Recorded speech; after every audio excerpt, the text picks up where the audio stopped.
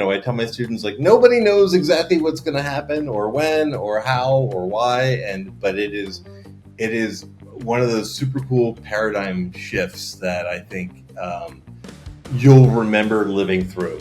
And it may be a little painful for a while, like all growth is, but I think it's just a really fascinating time to be working in this field. I'm Sarah Nagle. I've spent my career leading research and product development within some of the world's largest brands. And I'm Chad Reynolds. I'm a serial entrepreneur and founder and CEO of Verve. And this is AI Powered by People. Each episode will dive into the latest AI developments and talk to an industry leader to help you better understand and utilize AI. We'll take you inside some of the world's most famous companies and share examples of how AI is improving innovation, consumer engagement, media, and marketing. No matter what industry you work in, we'll help you navigate one of the biggest disruptions to organizations and people today. Hey, Chad, how's it going? I'm doing great. It was awesome to have you in town. It was so fun to be in Cincinnati. It was really fun to hang with the team. It was so busy and we're doing so many things. It was like, I was there for 3 days and it felt like a week and a half. We did fit in a couple matches of pickleball. So we did. Yeah. And that was a super fun, team building exercise that I think we should do a whole lot more of. And Jason, who's our lead AI engineer, he made a valiant attempt, I think, on 3 times where he dove across the court. And I wanted to put oven mitts on to protect his coding hands, but he refused.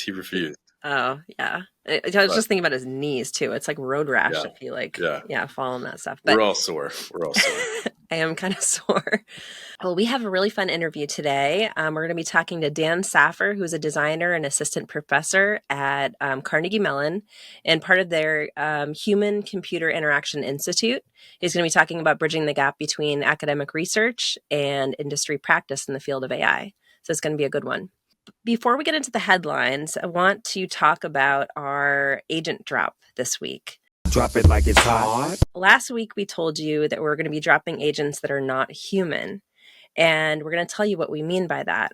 We're going to be dropping agents that have to do with Chicago. And Chad, you want to tell everybody why these agents have to do with Chicago before we say what they are? So a couple weeks back, we did an AI speakeasy in Portland where we launched a few AI agents and, everybody can come together within the city and collaborate and come up with new drink ideas. So we're excited for tomorrow where we're going to do the same speakeasy, but in Chicago. And instead of launching just AI agents, as people, you can collaborate with Chuck Chardonnay and all kinds of other characters.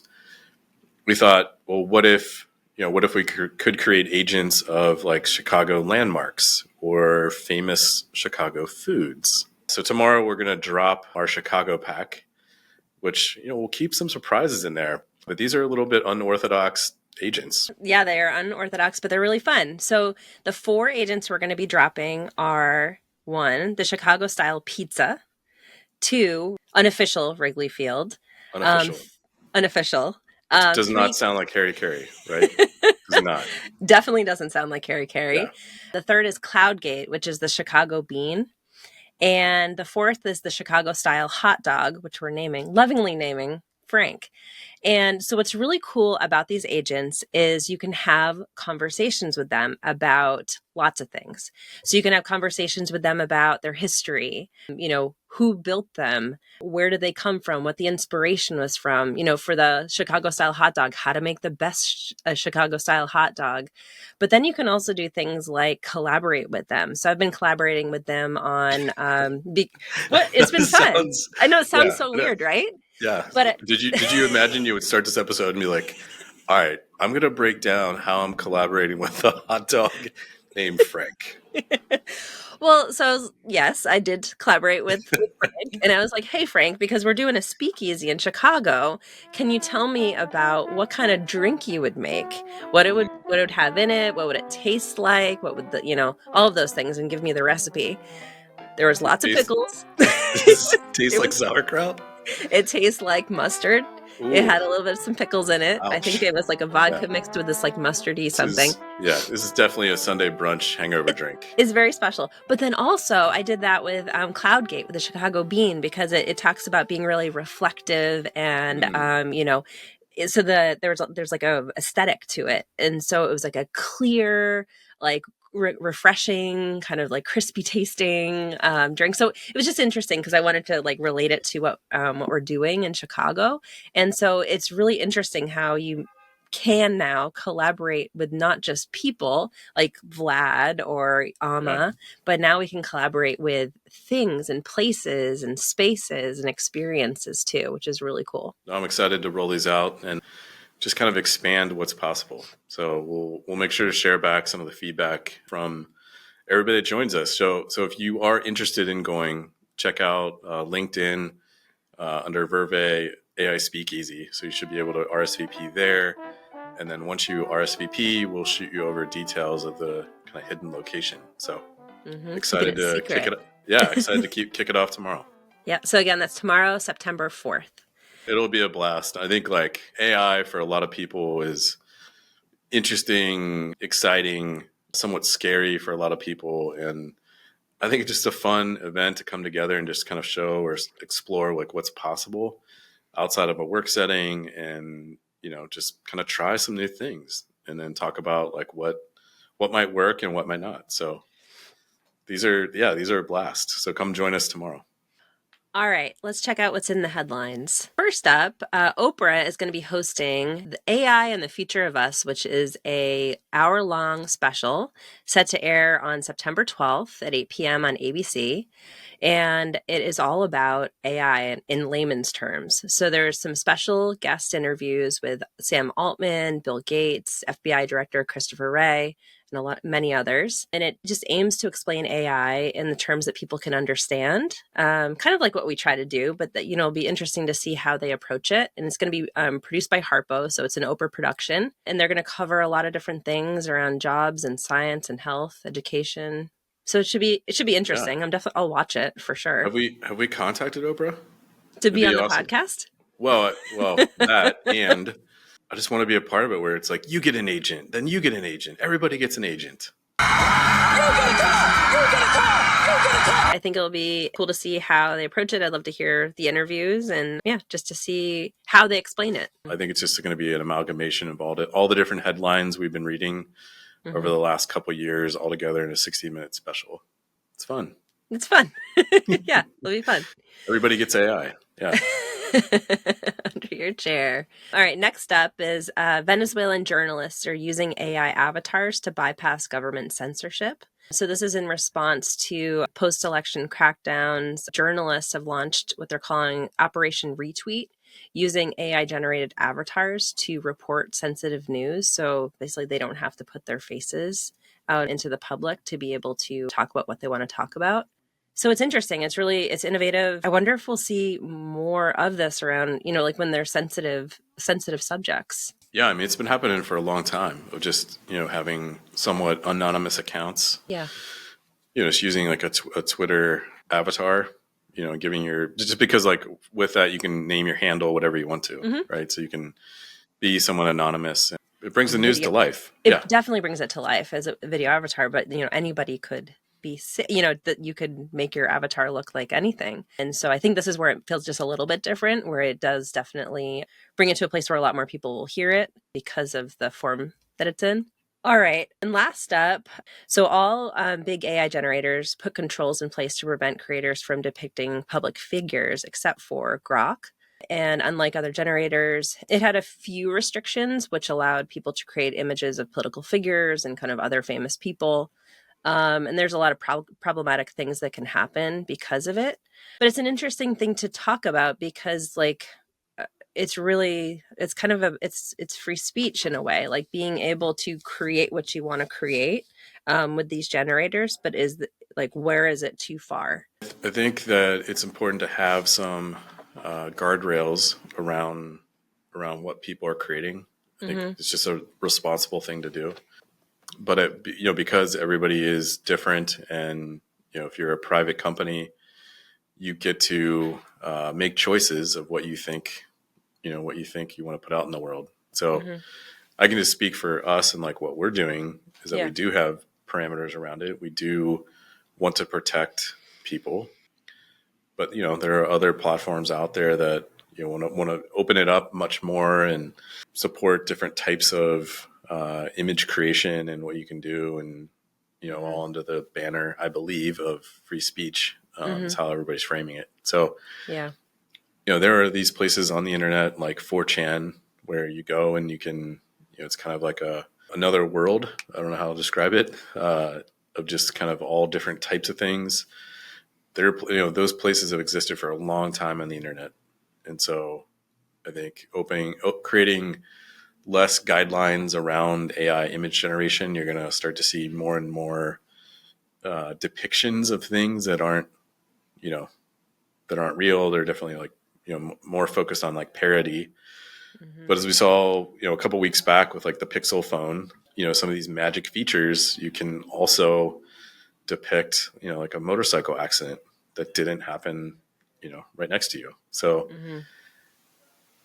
it's all in the hands of the creator of, what is your intent when you create an image? Mm-hmm. Are you creating it for parody and then just labeling it appropriately so people understand what it is and what it isn't? And so I think it's just, it goes back to like the whole deep fake conversation. Like, what's the intent? Are you trying to fool the user into thinking this is real or not? Or are you trying to make a statement? Which I think what you're saying is like, I don't want to remove that Can't remove capability for people to make a statement. I think companies have the ability to create their own sets of rules. It's just making sure that those are clear for the user. And then, again, back to how do you label it at the end of the day so people understand, are you trying to fool me or are you trying to say something? So let's get to our interview with Dan Saffer, who's a designer and assistant professor at Carnegie Mellon. And we're going to be talking about bridging the gap between academic research and industry practice in the field of AI. You ready? Let's go. Well, Dan, welcome to the podcast. We're excited to have you. Thanks. I'm super happy to be here. For our listeners, we'd love to hear a little bit about you and your role at Carnegie Mellon and the program that you are a part of. Yeah, so I was a designer for about 25 years in industry, working at places like Smart Design and Twitter and Adaptive Path, and had my own studio for a while.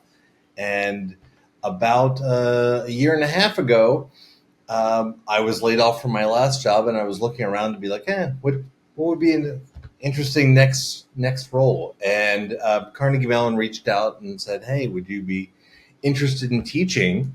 And so that's where I am. So I'm in the Human Computer Interaction Institute, which is the HCI department inside the computer science department at Carnegie Mellon. My role is assistant professor of the practice. And I always say it's this weird kind of Harry Potter-esque title. But what it means, at least what it means to me, is that I bring a lot of information and knowledge from the world of practice into the program, and vice versa. I do a lot of taking a lot of the research that happens with my colleagues that ends up in white papers and is really interesting and is presented at all these academic conferences. And I try to take that out to the professional folks, because I think that there's interesting things that that people in the field should know about the stuff that we're doing. So it's this real nice cross pollination that we get going back and forth. So it's a fun place to be. What kind of classes do you teach there with the students? I teach the fundamentals of interaction design. I teach advanced interaction design, and probably what's the most relevant for this class I teach for this podcast is that I teach design for AI products and services.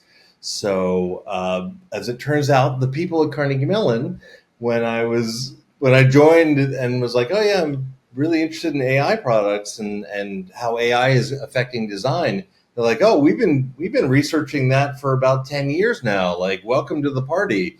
So they had all of this research that was really interesting. And it's like, oh, well, why don't people know about this? And so I've been kind of going around talking about it at different conferences and on podcasts like this one.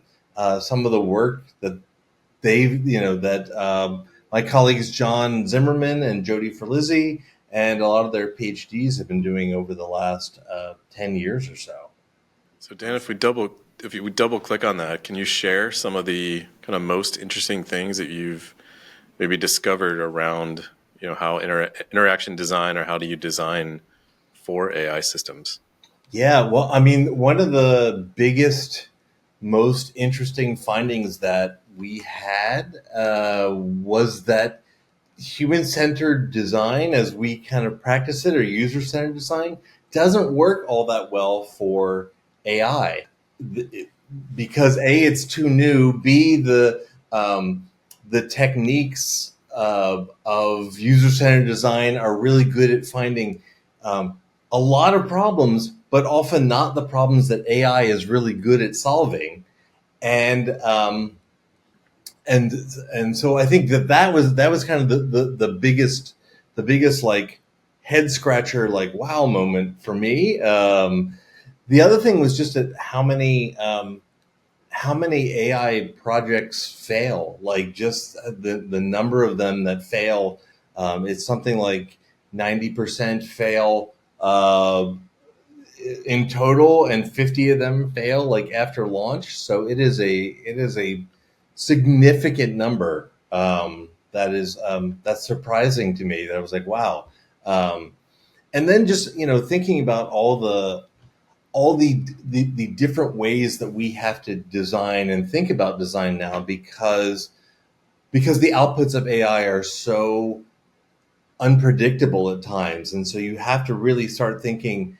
I like to think of it almost like you have to start thinking as almost like you're a science fiction writer. Like, what could possibly go wrong here? Like, starting to think about different consequences and what happens if the AI makes a wrong guess or the AI does something strange. How do you start to forecast those things and then start to mitigate them? Start to say, okay, well, we think this might be able to happen. What do we need to do to make sure that never happens?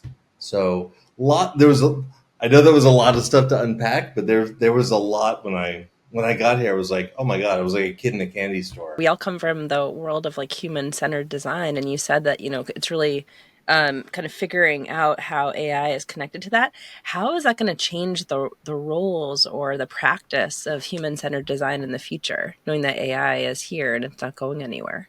I think there's a couple ways. I mean, I think when we think about like how it's gonna, we can talk about like how it's gonna affect like the process, and I think the process, I think will be helped by doing a lot of them kind of mundane tasks that we have to do, like transcription and those kinds of things, and some of the production work that we did in design, like slice up this design so that the engineers can build it, or hey, let's put all the spacers in, all those kinds of things. I think AI will be able to do that very soon. So I think there's some processy stuff. And then I think that there is like the kinds of like outcomes that we have to think about, and how those change. Like we tend to as designers and anyone else listening to this who are like product managers and engineers, we tend to try to be we want things to be certain, and the AI outcomes are often uncertain. And so how do you design for that? You have to put yourself into kind of a different mindset to be able to do it. So, we have been teaching like a lot of new tools and techniques that have grown, kind of organically through research here at the HCII about how to like start thinking about this. And some of it is adding these new tools that I'm sure we'll get into the process, kind of alongside human-centered design. How do we start thinking like, in some cases, like service designers, how do we make sure that the AI is not only serving users, but is also going to like return on its investment? Because especially things like generative AI right now are pretty expensive to run. And so how do we, is it going to make its money back? Is it going to, you have things like Alexa that have been out on the market for many years that have never made their money back. So how do we make sure that there's return on the investment for AI? You can add AI to anything. Doesn't mean it's going to be valuable or make you any money. Can you talk about some of those tools that you've integrated or, you guys think about? The biggest tool that we have kind of started to use is a tool called matchmaking. And matchmaking was something that was developed by Elizabeth Churchill and Sarah Bly. They were researchers, I think at Yahoo, back when they developed this in 1999. And obviously they weren't thinking about AI then, but they were looking at how do you start integrating, how do you start doing design with new technology? And their kind of like brilliant idea was all like, how can you extract from the technology capabilities that it's really good at and connect those to human activities, or can you use those to start thinking about places where they might be valuable? Or user needs, for instance, is another way that you could be doing it. So that sounds pretty abstract, but let me give you an example. So like something like AI, is very good at like sorting things into a list. And so using matchmaking, you can say, okay, that's the capability AI is really good at, sorting things into a list. Or we could even say sorting things into a prioritized list. And then it's like, well, what kinds of things might that be good for in your organization? So you may have, your salespeople, for instance, may have a super long list of people they want to contact. Can AI be used to sort those into a prioritized list for them? So it's connecting a capability to a need or an activity, and thus doing the matchmaking part of the work. I want to go into some of the, because you have an inside view into lots of research that's happening behind closed doors, right? and so, taking not only just the white papers, but also the thinking behind it and the authors of it and the research behind it, and taking it into the commercial world to see how these things can be commercialized and make money. And I'm just curious if you can share a couple of those kind of interesting finds that you had when you started to go through the quote unquote archives. And yeah, I mean, there's interesting stuff that is like happening. I mean, there's interesting stuff that's kind of happening like right now, like behind closed doors, and a lot of that is around. I wouldn't exactly say behind closed doors. These are like, oh, Dan, come on, take us there. Take us there. Open the door. Sure. Open the door. Sure. I mean, a lot of attention and stuff is being paid in a couple areas right now. One is the effect of AI on labor. My colleague Jody Ferlizzi and some of my other colleagues are working with like labor unions to look at like, hey, how is AI going to affect us? And trying to make sure that the people that are affected by AI are in the room when the AI is being developed or being talked about.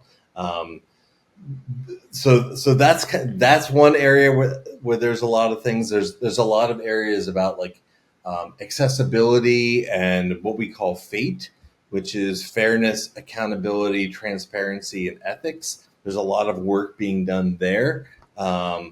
Who's involved in AI? Who's not involved in AI? How can we get rid of the biases that are in all these, all the data sources? Can we source data ethically? There's a lot of things kind of on that end. And then I would say the kind of the last bucket is around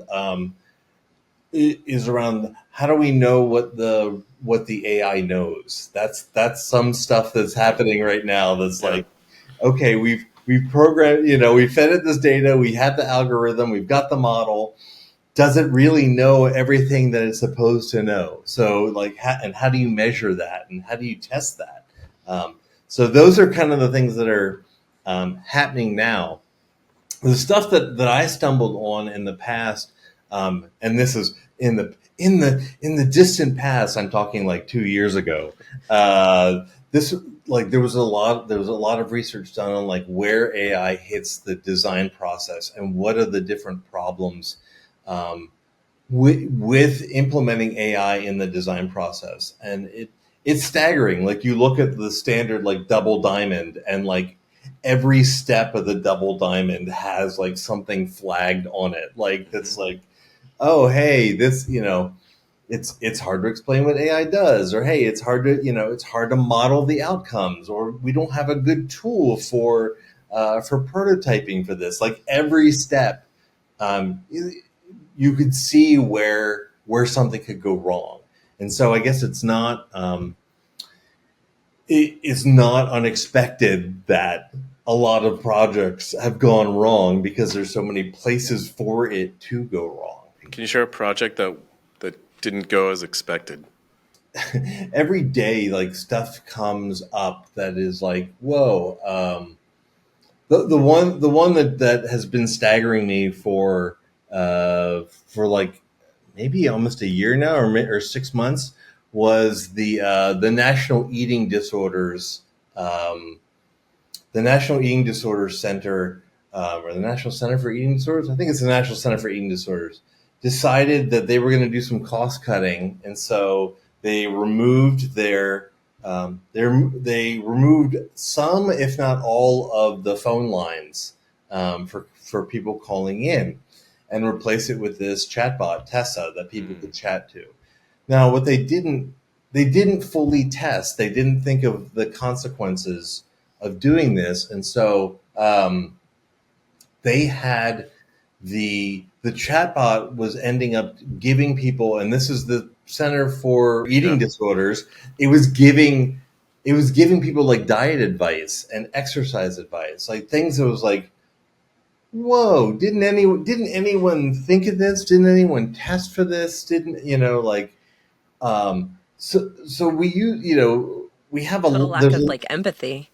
And just a lack of understanding of like what the assignment was, right? As the kids say these days, like they didn't understand the assignment. And you could see how easily this can happen, where it's like, well, why are we paying all these people when we could just have the chatbot here, that could help them? We could eliminate all these jobs, save a whole bunch of money, do this thing.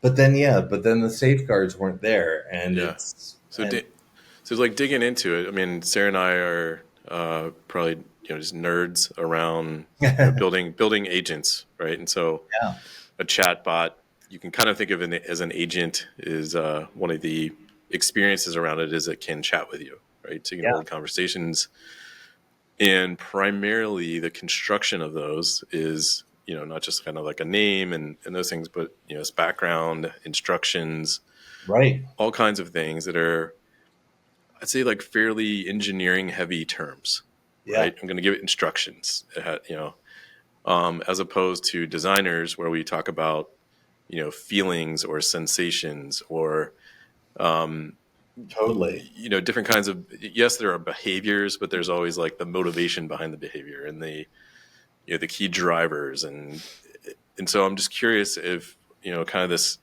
the first wave of agents were more like engineering focused. And now as designers can now kind of take the reins a little bit. Yeah. What are some of these other types of things that now should be considered into like an agent 2.0?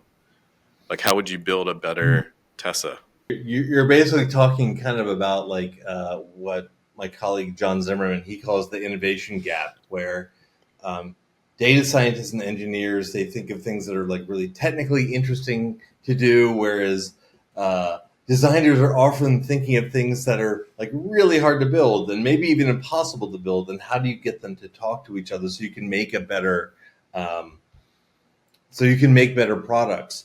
And so what you're, I mean, it's interesting that how you're phrasing that, because when I was at Twitter, and this was back in the day pre Elon, got to clarify that.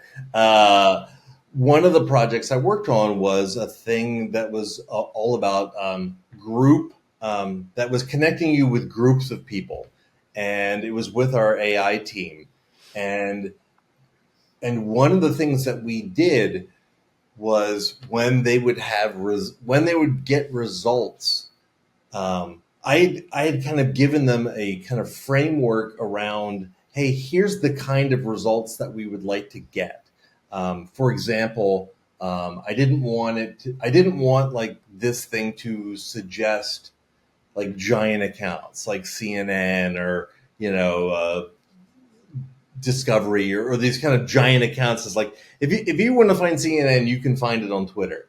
But what you're really interested in is finding like a an astrobiologist who tweets a lot of interesting facts. So how do you find that person?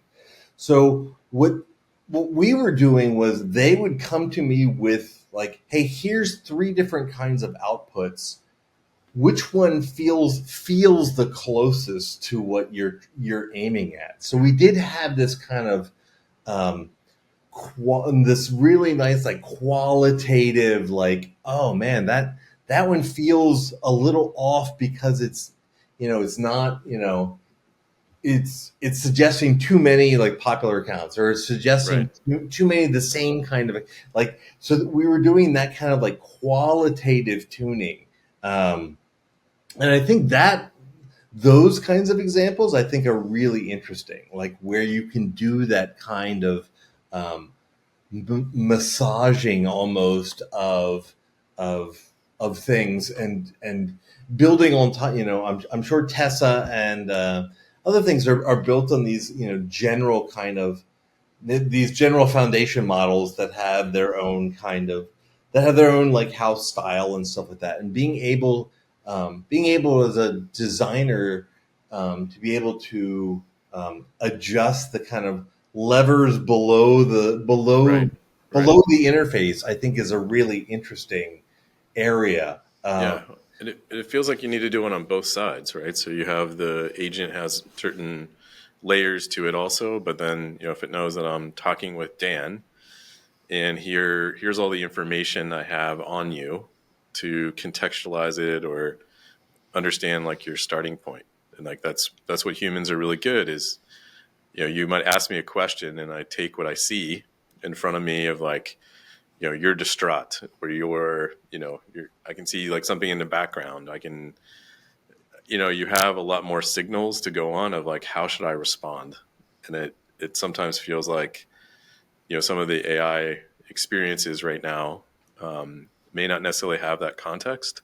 Yeah, that's an interesting point. Yeah, I mean, because most of them, are strictly kind of text-based chatbots, right? And you can definitely pick up a lot of interesting things around that, but it's like it's certainly not like as rich as we are doing here, right? We can see facial expressions, you can see background, tone of voice, still in the monotone of my voice. So right, yeah. But yeah, I mean, I think it's wildly gesturing. Yeah, exactly. But yeah, I think like a lot of those things are missing, and if if there was a way to get that into the context for for Tessa to respond, it would seem to be wildly more successful, or at least pointed in the right direction. Do you remember, I don't know if you saw this, Dan, but there was like, I don't know if it was like Wachovia Bank or it was like some European bank where they had it was live. It was still people having conversations, but it was like, people get really angry with chat or with, customer service. And so like, even if someone was yelling at customer service, on the customer service person would only hear, like, it would translate it using AI. It would like, translate it into like thoughts. Yeah, but it was like, it came out like, the message came across, but they like, it took like all the, curse words or whatever out, or kind of the anger out of their voice. That's wow. But imagine like that with like, combining something like that with Tessa too, to like kind of understand the emotion But then also being able, I don't know if that's possible, but there's some examples out there that are kind of interesting when it comes to customer service like that. I mean, sentiment analysis is a huge area right now, and definitely there's a lot of people looking into it. I mean, I guess one of the well, it's funny because one of the biggest issues around that is the more data that you're feeding in, right, and the more it has to process, especially in real time, the more expensive the bot gets. So doing this where it's processing face data and doing all that kind of stuff in real time, it's expensive. At least with the technology that we have now. Now there are a lot, things are dropping in price, and things are coming. These smaller models that are geared towards just doing these particular things are all coming out right now, which I think is awesome. But it is more expensive to be reading and adjusting this than just having a text. And if your purpose is to do it because you want to like let go of people, and then you're just spending all that money on, on data costs. Yeah. Yeah. I mean, one of the things that we've been, I guess, executing against, and I'm sure this is kind of unplanned, and we're like workshopping their project and their problem, but I think, another way to look at it is like the user gets to select who they want to talk to. So Tessa's has this experience and, this type of personality, but, I don't react well to Tessa. I want, Trav, who is going to like speak to me in a completely different way because it's how I understand information. Like everybody has their own love language. And Right. so, there's some other ways to kind of keep the cost down of just the same, tokens and everything there, but just, give people choice. That's so interesting. you can talk to different people. Yeah. I love that idea of, being able to, adjust person, are you the tough love person, or are you like, do you need a hug right now? Yeah. I mean, we used to work on projects like, speaking of NyQuil, Sarah, where you had certain people that were chicken soup people, right? They had to, when they get sick, they have to kind of go through sickness. And so they've prepared themselves. It's going to be a 4-day thing, and I'm going to have my chicken soup, and I'm going to do these. I'm going to put on comfy clothes, and I'm going to like go through this experience. And then you have like me when I'm sick. I just want to cut off my finger if I can feel better, in 10 minutes, right? So through this, yeah. And so you want like, I want NyQuil like clinical, like industrial strength, right, where it like melts your insides, but you feel better in a minute. You can handle a meeting. Yeah. So I think there's just like from a human, just like human design perspective, you have all these different types of people and how they understand the problem, and just giving people options of like how to, how they want to remedy it. I think the promise, one of many promises of AI is that you should never have to do that, right? That it should be able to that you would never have to select, that it could tell by your expression or like your responses that you're like, you're not feeling it. Like, right.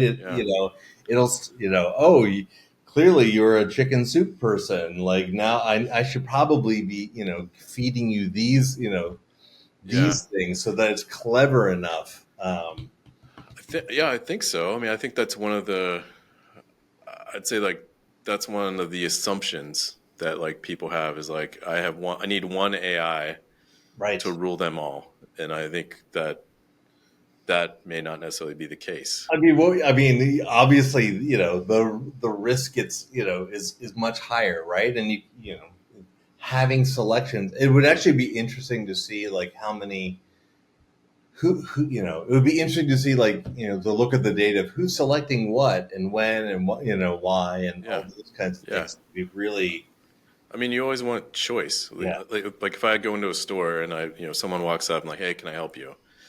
And I'm like, no. But like, what if this other person can help me because they have taste or style, or like, I like that person's taste. Like, right. And then, I mean, it's just like going to a restaurant, sit down, a server comes over, kind of tells you about everything. You're like, then you have somebody else that comes over that's super engaging and like talking about whatever, and like, oh, I got to tell you about Right. this thing. Like we That's my just got this favorite thing, meal here. Yeah, exactly. Yeah. and so 5 seconds later you're ordering this thing that like you didn't even know that you wanted, and Yeah. so But then it changes too. Like you could in one day like be in a certain mood where you're like, yes, I want this, but then in a different, because like it changes depending on the day and how you're feeling and the type of things that you need to. So yeah, yeah, definitely choice seems like it's yeah, necessary because someone may come up to me in a store one day where I'm like, I got this, I know exactly what I want, or I want to talk to this type of person. But then another time I might be in a different mood where I'm a little bit more like I have more time and I'm like, yeah, sure. yeah. Tell me what you have. Or you're Sarah and you order one of everything when you go to a food hall. I mean, I think both. I think True. both True of these story. things, both of these things, having options and having a hey, you've guessed wrong, are also ways of building Yeah, trust in your AI. Right. yeah, This is why navigation. Your navigation AI says, hey, here's 3 routes for you. Here's the best route, and here's why, and here's the times. The other, but you can select one of the other routes if you want to. And yeah, then, yeah, one of the things that we definitely teach students is this idea of like, because AI is making the nature of AI is to make guesses, otherwise it's not an AI. To making these inferences, make sure that there is a way to be like, hey, you guessed wrong. That is not, I don't want pizza tonight. I know I have it every Friday night, and you're about to order it for me, but really, I don't want that. I want right. something else. You are writing a book right now about AI, and I'd love to hear a little bit more about what it is, what it's about. I'm sure a lot of the things that we're talking about have fed into this book, so I'd love for you to talk a little bit about it. Yeah. So when I got to CMU and saw all this research, I'm like, we should write a book about this. This should be known by people. And we have been teaching this class now for like 4 or 5 years. And the techniques that we're teaching, like matchmaking, which we talked about earlier, things like consequence scanning, which is a way of finding like unintended positive and negative consequences, like doing those kinds of things. Were valuable, and so we've been kind of collecting them in a book. And the working title right now is Unremarkable AI, because it's all about how do you find these places where there's repetition or mundanity or things that you just don't need to do, that AI can do for you, that AI can just handle for you, versus things where it's like doing the creative work for you, or like doing a lot of the thinking for you. Like, what are the things that it can remove from the from your apps, in terms of like navigation, or choices, or like many steps in a flow. Like, that's the kind of stuff that we're really looking for Yeah. uh, Mhm. in the Do you, book. So we've been putting this book together, yeah, for like a year now. I'm about 2/3 of the way through writing it with my co-writers. So yeah. fingers crossed it'll be done at some point. So Dan, do you feel like I guess in I guess where AI is headed, do you feel like people are again searching for the mundane pattern, things that you're doing all the time and removing No, it all? no. Is that taking us to well, I guess is that taking us to a point where we're oversimplifying the things that we get to do No, and losing the friction along the way. nobody is looking for these simple problems. People are like, AI, that's super smart. We can get it to do all these really hard things. So, and that's kind of what, shareholders are kind of rewarding right now, that are like, oh, AI, that's super smart. Why don't you get it to do these really hard things? So, um, often those things are really hard to do even for AI, right? And so the things that AI are really good at are these kind of mundane things. And I think once you focus kind of on those kinds of things, a lot of the traps with AI kind of go away. Like a lot of the like ethical problems, a lot of the technical risk, a lot of the fairness and data bias, like a lot of that stuff kind of like fades away because you're not dealing with things that are really hard and really challenging to do. There are things that that can be done now with our existing technology that it doesn't need to be 100% accurate to be valuable. Things, simple things like type ahead and stuff like that you see everywhere now. Like it's this small thing, but boy, is it valuable to just to be able to like, oh yes, that's exactly what I was going to write. Done. Or Yeah. hey, this is, that is the response I would write. Boink, send, gone. Yeah. But but there is the question I think that you were touching on, like, are we getting to the point where like some of the valuable friction is going away, particularly in things like creative fields um, or that kind of stuff. Like, where's that like entry level job where you learn how to, craft a good user flow or craft like, components in a UI and stuff like that, stuff that may start to go away. That is what I worry about a lot. Yeah. I worry that there's, these places where you kind of cut your teeth learning from the bottom, and like in an apprenticeship in like everything, writing, art, design, music, all these things are, I think AI has the potential to undercut them. And that sucks. I don't have a good solution for that. I'm thinking about, like, we all went to design school, and when people ask me kind of what I did in school, I always think about it as like problem solving school, more so than just kind of creating stuff. And Mhm. it sounds like with with AI and kind of like with those smaller things, it's like some of that might be taking away that those like little bits of problem solving. Yeah. And so kind of curious, how do you think design education or that problem solving education will evolve? I mean, because you're in there, you're teaching students. Like, what do you think that's going to look like when we have all of these tools to be able to help us with those little things that we had to like stay up all night doing? Or you kind of, it develops who you are, with all those little pieces.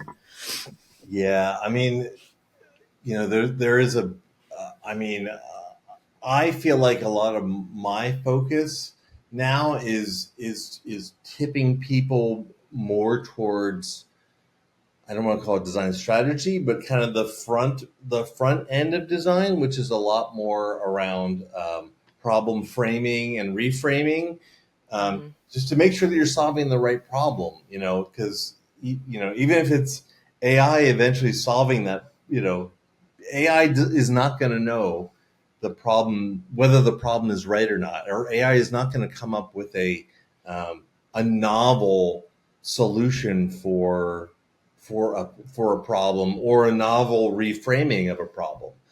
That's probably not going to happen. At least not in the near term. You always have to add yet at the end of any discussion with about AI.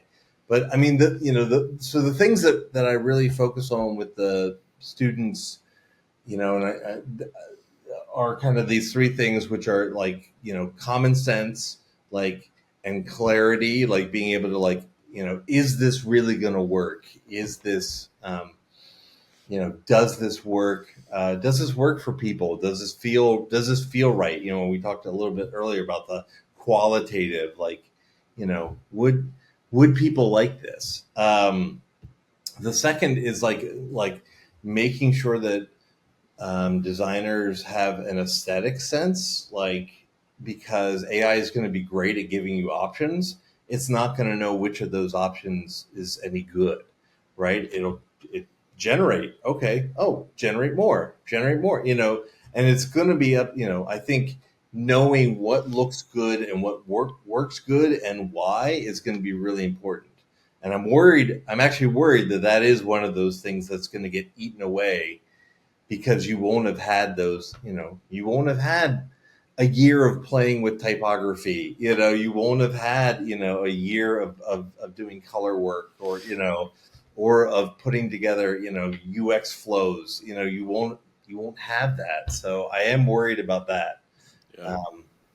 Yeah. I mean, the only add-on I have, Sarah, on the design school is like problem solving and then developing taste.